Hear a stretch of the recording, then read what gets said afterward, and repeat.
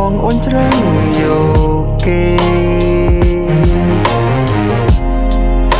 ចេះដនបានជុំមាមេអូនណាយបងមិនសំខាន់ទៀតទេ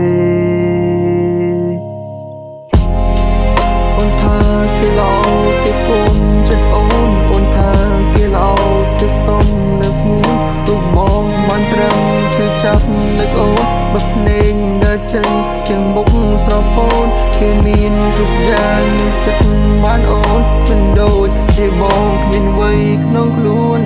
គេយំនឹកអូនអូនមានក្តីសុខទេអូពេលនៅជាមួយគេច្រើនឆ្នាំខានជួងមាមេអូនមានដឹងទេ